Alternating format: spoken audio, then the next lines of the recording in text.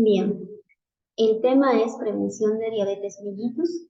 Soy la doctora Marisela Gómez Flores, residente de anestesiología del segundo año del Hospital Nacional Daniel Alcides Carrero.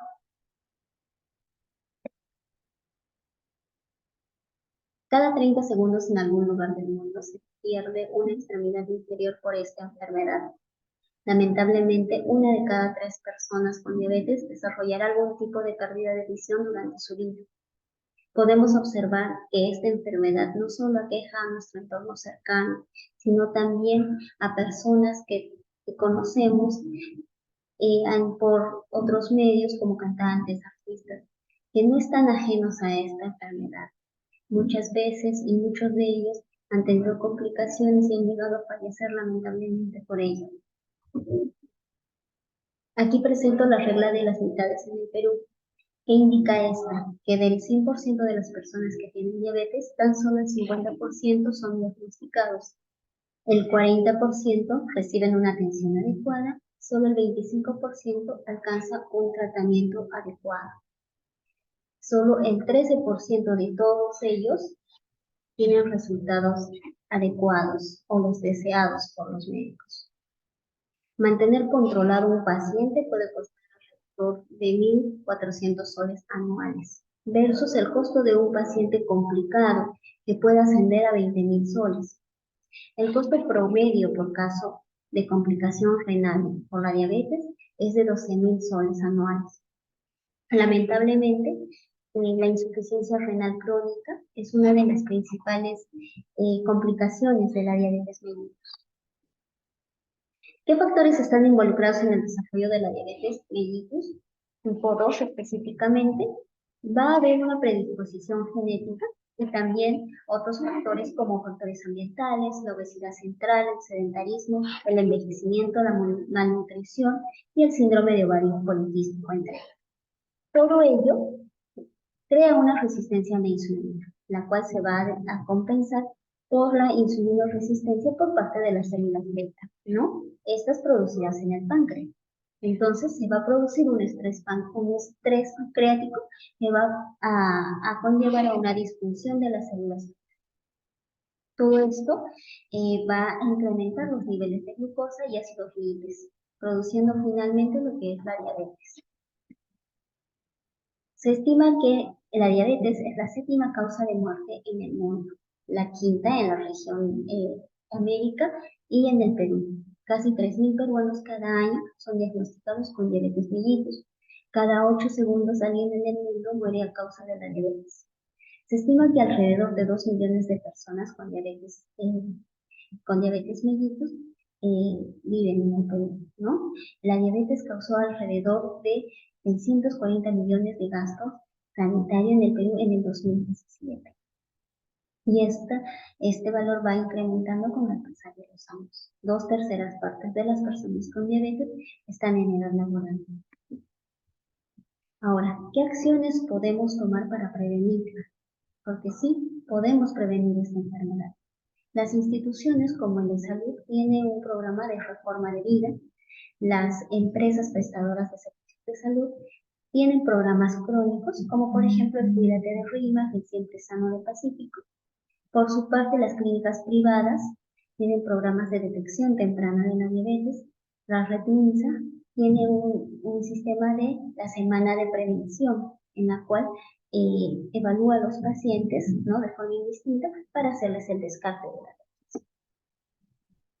Entonces, ¿cuáles son los pasos para una detección precoz?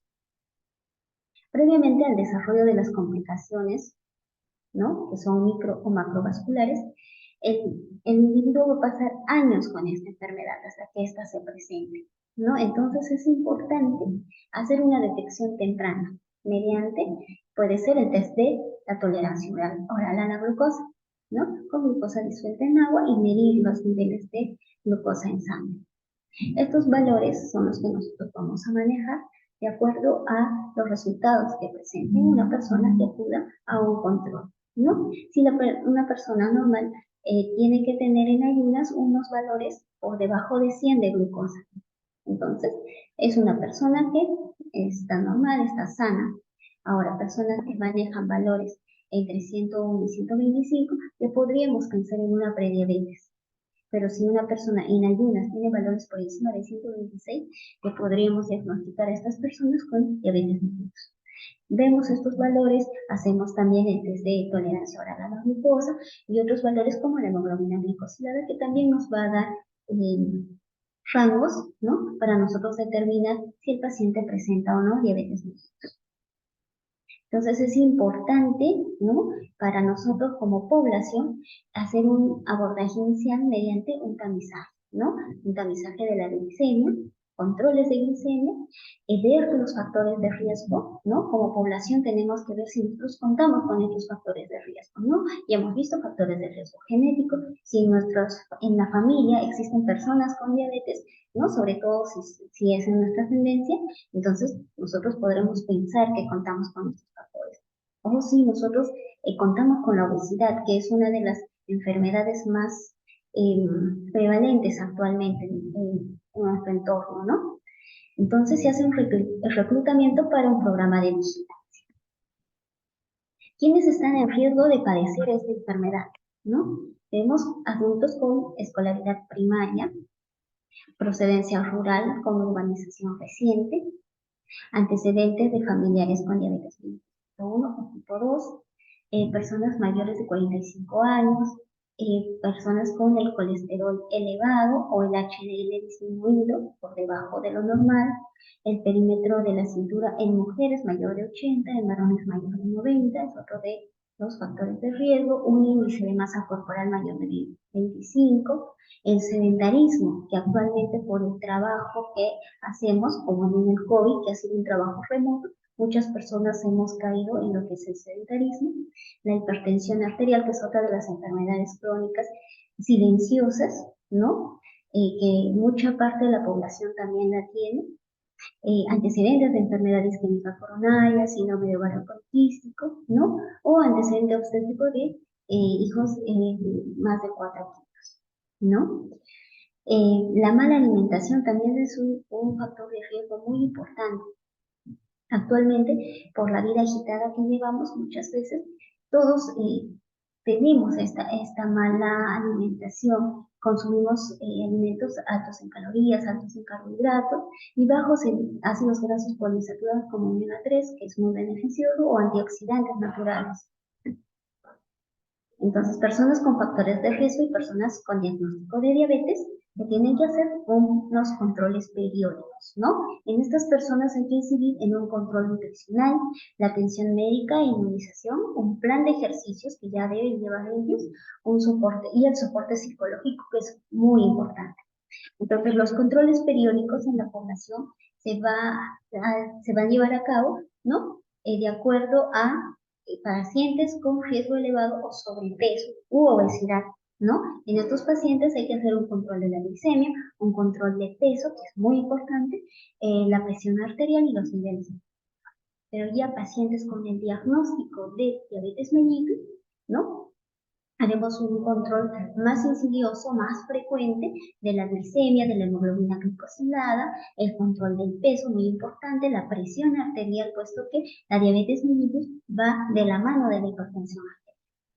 Los niveles de colesterol, es importante medir la función renal, el fondo de ojo y el cuidado de los pies.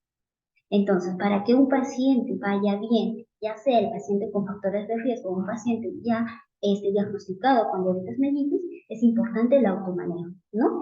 Educarse, autoformarse e informarse sobre la diabetes mellitus, cómo nosotros podemos controlar esta y llevar una alimentación y actividad física, ¿no? Es muy importante.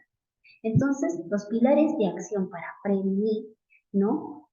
Hacer una prevención primaria de la diabetes mellitus van a ser, uno, promover el autocuidado, ¿no? Esto sobre todo en los centros de labores, ¿no? Promover el autocuidado, procurar la accesibilidad. ¿A qué se refiere? A la accesibilidad a comida chatarra, por así decirlo, ¿no? Comida que va a ser alta en carbohidratos, grasas saturadas, entre otros. Brindar oportunidades de actividad física, que es lo que deben hacer las empresas.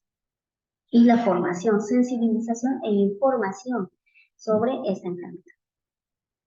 Promover el autocuidado, ¿a qué se refiere? ¿No? A una educación nutricional, la realización de ejercicio, evitar el acceso al alcohol, tabaco, otras sustancias nocivas, el autocontrol, conocer los valores, ¿no? Cuáles son los valores normales en una persona o los objetivos a los que uno debe llegar, tanto del IMC, la glucosa, el colesterol, la presión arterial, ¿no? Cuáles son los valores normales. En cuanto a su educación nutricional, cosas básicas como, por ejemplo, optar por agua, café o té en vez de zumo de frutas frescas, refrescos o bebidas azucaradas. Por ejemplo, comer al menos 3 raciones de verduras al día, incluyendo verduras de hojas verdes, comer hasta 3 raciones de fruta fresca al día, optar por frutos secos, ¿no? Entre otros hábitos alimenticios saludables que debemos. Bueno, en conclusión, es sumamente importante el despistaje y la valoración del riesgo de padecer COVID. Los centros laborales deben participar de forma activa en estas estrategias nacionales, tanto de prevención y promoción contra la lucha contra esta enfermedad. El sobrepeso, la obesidad, la inactividad física, la mala alimentación son prioridades, ¿no?, que debemos de tener en cuenta para prevenir esta enfermedad de forma primaria. La formación, la educación, la información y sobre todo aspectos relacionados con el diagnóstico, el control y la prevención de la diabetes, ¿no? Va a ser que toda esta es que podamos intervenir de forma eficaz para prevenir esta enfermedad. Entonces está en nuestras manos poder prevenirla, cuidarnos, el autocuidado, el autocontrol es fundamental para evitar esta enfermedad crónica que aqueja a muchas personas y que las complicaciones pueden ser fatales. Está en nuestras manos tener un cuidado adecuado. Eso es todo, muchas gracias.